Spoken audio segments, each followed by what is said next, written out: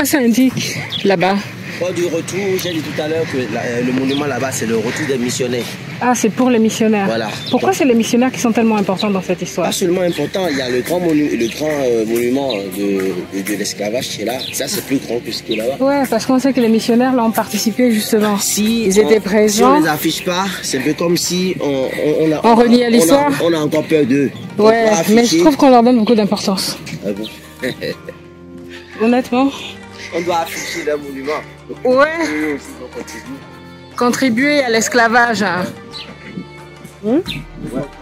Ils ont contribué à l'esclavage. Alors le Bénin est un pays tellement riche de culture, d'histoire. Si je devais vous conseiller un pays à visiter en Afrique de l'Ouest, le Bénin arrive juste après le Sénégal. Alors je pensais avoir tout vu au Sénégal sur l'histoire des esclaves. Le Bénin a la route des esclaves avec plusieurs sites très très bien entretenus. Ça vaut le détour. Alors la petite histoire, la porte du non-retour que vous voyez à l'écran est la raison principale pour laquelle j'allais à Ouidah. Alors, à ma grande surprise quand j'arrive, le site est en pleine rénovation. J'avais préparé tout un script, comment j'expliquais que Wode Maya m'avait inspiré à venir visiter Ouidah, etc. Et bien tout ça c'est parti à la poubelle. Mais bon, c'était une très très très belle opportunité de visiter tous ces sites-là. Et il y a plein d'autres vidéos à venir, sans compter Lomé, Accra. Si vous n'êtes pas inscrit, inscrivez-vous, partagez, laissez-nous un petit commentaire. Et je vous dis à bientôt. Bye bye. La dernière étape de la route des esclaves. Okay. Sinon, en général, je pense que vous avez déjà dépassé au moins 16 endroits dans la vie. Vous avez le marché des esclaves qui est à Ouidah. Vous avez l'arbre de l'oubli. Après, vous avez la case noire. Vous avez le cimetière. Vous avez l'arbre de retour. Et comme dernière étape ici, vous avez un vieux bâtiment qui a servi de comptoir. Ce bâtiment dans le cocoterais. Pour dire déjà, nous allons faire une remarque tout à l'heure par rapport à la porte de l'eau. Vous allez voir les images. C'est pour vous dire, lors de leur dernier rituel au niveau de l'arbre de retour, c'est des gens à qui on enlevait les chaînes aux pieds. On les enlevait les chaînes aux pieds parce qu'avant de venir ici, il y a un pont. À l'époque, il n'y avait pas un pont, il n'y avait que le lac. Donc, ils devaient marcher à pied. Venu au niveau de ce lac, il y a des petites pirogues qu'on avait posées où ils devaient enjamber ces pirogues. Donc, ils vont traverser le lac, ils vont venir ici. On va faire les dernières vérifications. On va les ramener au bord de la côte. Le grand bateau même était loin. Donc, des petites pirogues devaient venir à la côte maintenant pour les prendre en effectif de cette site. Donc, dans toutes ces opérations, ils devaient enjamber des pirogues. Okay. Vous voyez un peu. Mais on a remarqué que plein parmi les esclaves, c'était des gens, au moment où on les enlevait les chaînes aux pieds, ils se disaient déjà être libres. Au moins à 75% de leur liberté.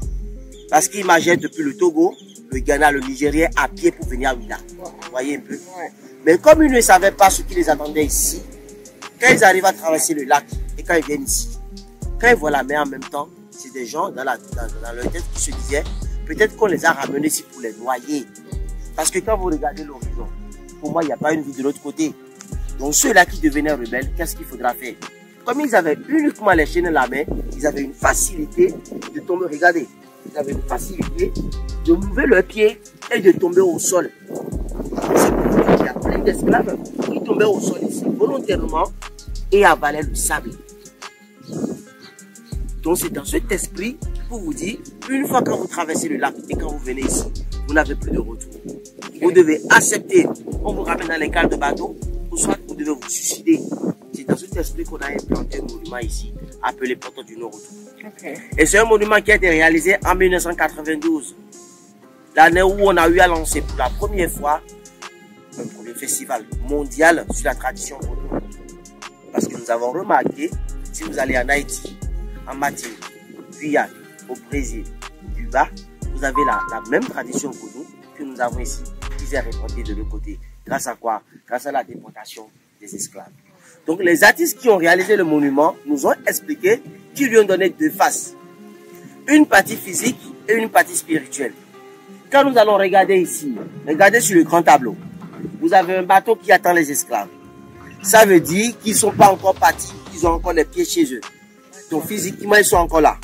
Mais quand nous allons contourner, vous allez remarquer que là où il y a le bateau, vous avez un arbre qui est dessiné. C'est ce arbre qui symbolise l'arbre de retour. Et là, vous allez remarquer également que les images, c'est-à-dire les figuratifs, les dessins qu'on a eu à faire, c'est des gens qui n'ont pas de chaînes aux pieds. Et ça explique tout ce que je viens de vous dire. Ça vous permettra également de voir deux statues des revenants. Les revenants, ce sont des masques qui symbolisent l'esprit des esclaves de Nigeria. Parce que ceux de Nigeria, ils adorent les revenants. Mais chez nous ici, nous on adore les assins. Les assins, c'est des pièces en métal qui sont réalisées par les forgerons. Ou après le décès de quelqu'un, on doit faire des rituels, ramener l'âme de la personne dans cette pièce et on considère qu'il est vivant parmi les vivants. Nous allons continuer notre marche. Ça vous permettra de découvrir la porte de retour autrement. Depuis 2 ans, on a commencé avec la rénovation du site.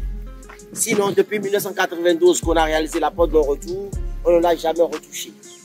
Mais actuellement, les artistes, ils ont repris le monument à l'identique, comme c'était en 92, et qui ont eu à travailler sur le monument. Alors, nous allons nous approcher un peu plus des feuilles de tôle.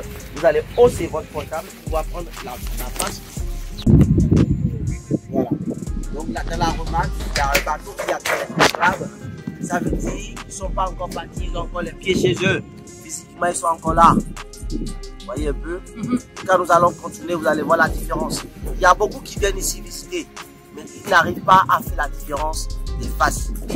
La porte de retour, actuellement, on ne pourra pas aller sur le monument. Mais on va vous permettre d'aller voir le monument, vous allez voir toutes les images. Voilà. D'accord, mais on ne peut pas y aller, on ne peut pas le toucher. On peut pas le toucher. Pourquoi? Pour vous dire vrai, si on devait même parler d'une porte du non-retour, c'est le pont que vous avez traversé. C'est de façon authentique.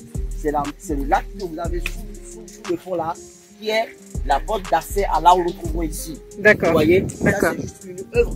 Donc ne vous dites pas de la tête, si on ne va pas vers le monument, c'est un peu comme si on n'est pas allé voir. Un petit peu, si, quand même. Si, quand même. Un petit peu.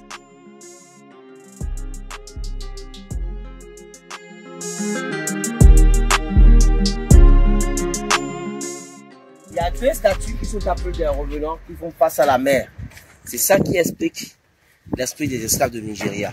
Okay. Parce que lors de ce dernier rituel au niveau de l'arbre de retour, ce masque devait être debout pour symboliser l'esprit des morts. C'est pourquoi les artistes, ils ont représenté également ces deux masques pour expliquer la partie spirituelle de la porte du non-retour. Okay. Quand nous allons marcher de ce côté, ça vous permettra de bien voir la face spirituelle. Et là, vous allez remarquer qu'il y a 4 rangées qui ont fini de faire leur dernier rituel, la face à la mer. Ça peut aller?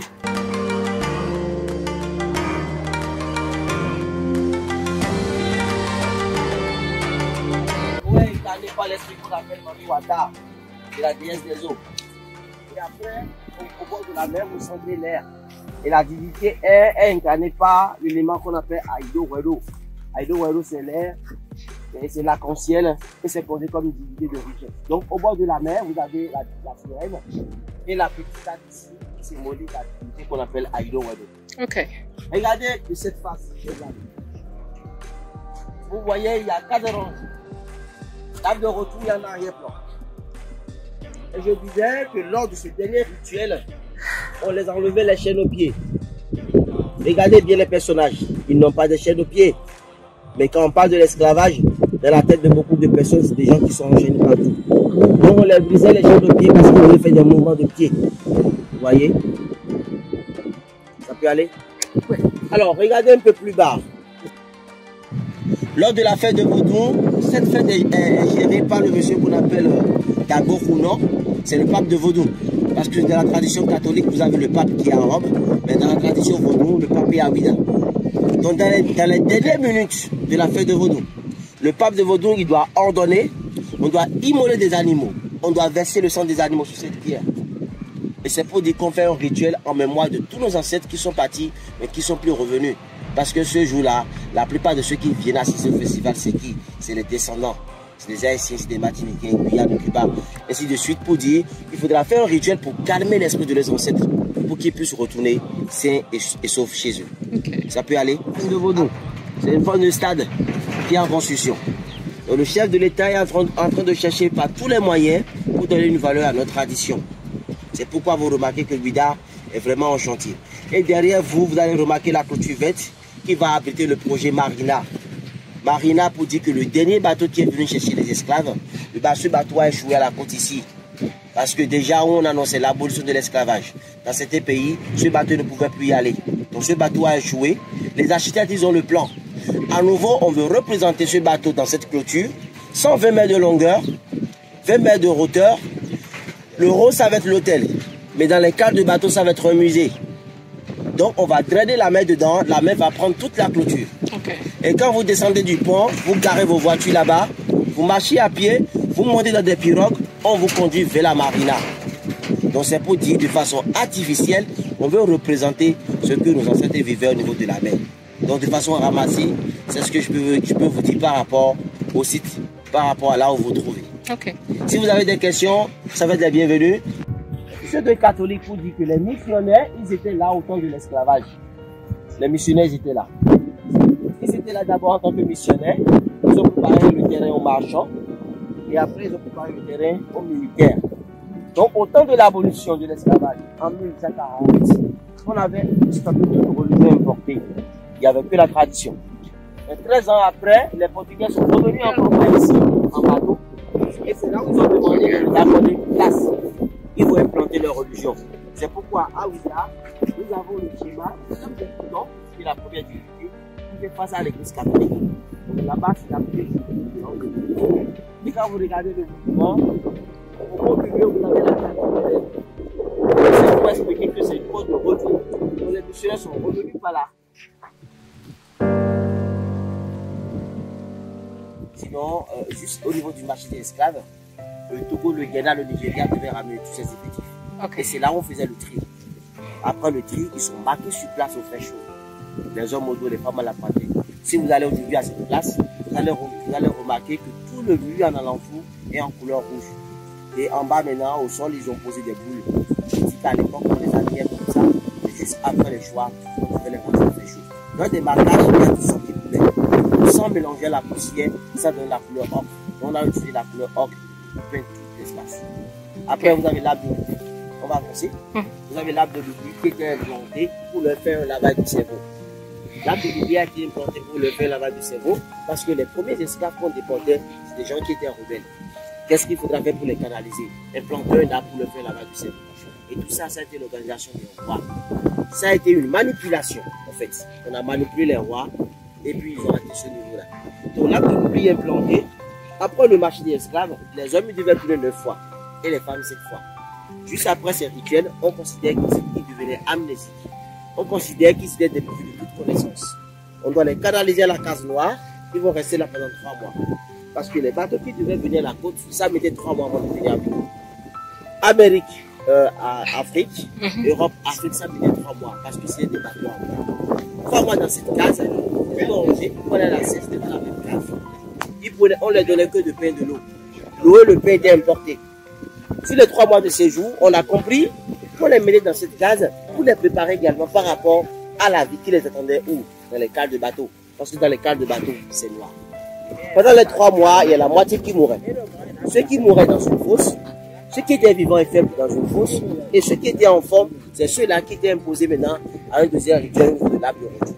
C'est pourquoi je vous parlais de la partie spirituelle au niveau du monde de retour. Okay. L'arbre de retour vient encore. Cet arbre doit avoir aujourd'hui 300 ans. Il est où? C'est à Ouidah. C'est juste après le pont. Ok. Donc, c'est pour vous dire qu'au niveau de l'arbre de retour, on les a posés sur le dernier rituel parce qu'on considère qu'ils vont revenir un jour. Homme, femme comme enfant, ils devaient tous les 3 fois. Parce que dans la tradition, on nous a enseigné que le chiffre 3 est symbole de stabilité. Donc juste après les 3 tours, ils avaient une partie de leur âme qui rentrait dans l'arbre. Comme ça, restait chez eux. On a compris également que l'arbre de retour qui a été implanté, c'est quoi? L'arbre de l'oubli, c'était pour le faire lavage de cerveau, c'était pour les dépourvus de toute connaissance. Est-ce qu'on pourra les utiliser? C'est des gens qu'on voulait utiliser de l'autre côté. Donc, implantons un arbre, et quand ils vont faire ce dernier rituel maintenant, toute l'énergie qui perdait au niveau de l'arbre de l'oubli, ça revenait encore en eux. Comme ça, on pourra les déporter comme des hommes normaux. Il faut citer ça. Et c'est après l'arbre de l'oubli maintenant, ce que vous voyez ici, votre famille.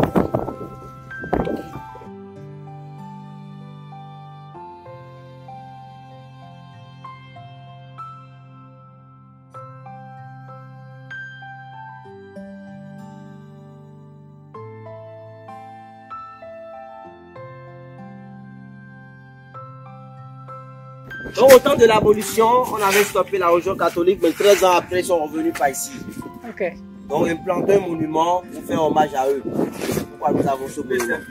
Pour prendre les photos, après vous allez monter sur le monument pour regarder l'intérieur du chantier.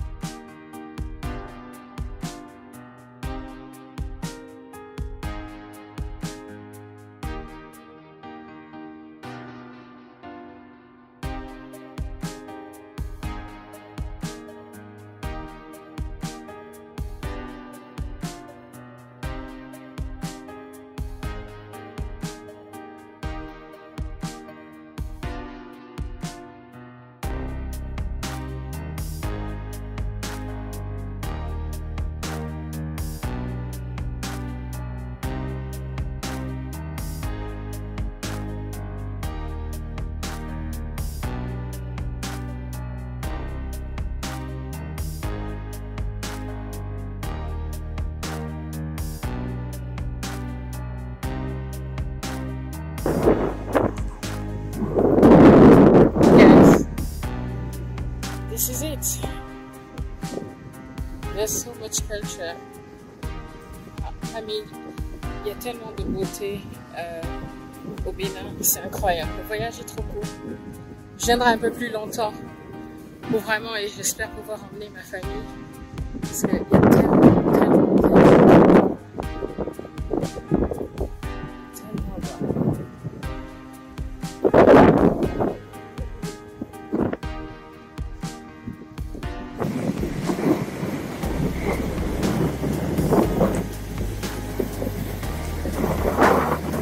Ça, c'est le comptoir. Le comptoir. Et quand tu regardes bien, de la fondation jusqu'à la partie chénage, c'est des briquettes rouges. Ok. C'est des briquettes qui sont ramenées depuis le Portugal. Et dites-vous, même parmi les objets qu'on donnait à l'époque pour pouvoir prendre les esclaves, il y avait des briquettes qu'on donnait au roi pour pouvoir prendre les esclaves. Mais à partir de la partie chénage, c'est différent. Parce qu'en 92, en 90 plutôt, il y a un monsieur qui avait essayé de sauver le bâtiment. Il a cassé le haut, il a repris. Ouais. C'est pourquoi vous voyez cette différence. Okay. Sinon, tout le bâtiment a été construit avec des briquettes importées depuis le Portugal. Donc les esclaves passaient 3 semaines ici? 2 semaines. 2 semaines. C'est dans la case noire, c'est passé 3 mois. Ok. Parce que les bateaux qui devaient venir, ça mettait 3 mois avant de venir. Ok.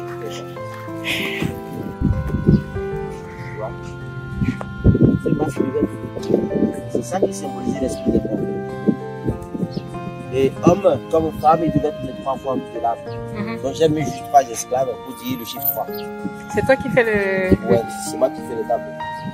Et là, j'ai la sirène. C'est la sirène. Je suis plus dans les gros lages avec les roses. Ok. Ça maintenant, on rentre dans le fétiche. Là, c'est des poupées vaudou. Mais c'est des poupées vaudou, c'est juste la déco. Ouais, c'est de la déco. Ouais. Tout cela en leur rôle. Donc ce sera fini d'ici 2 ans et demi, c'est ça? Ah ouais. Ça va être quelque chose d'exceptionnel. Hein? J'espère qu'ils vont réussir à terminer ça.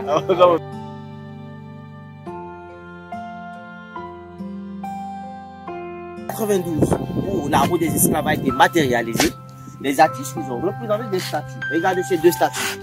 Ça montre comment on les conditionnait dans la case noire. Wow. Et là, c'est des gens qui sont assis, les bouches bâillonnées, tout dit déjà, on devait les empêcher de se parler. Oui, je sais.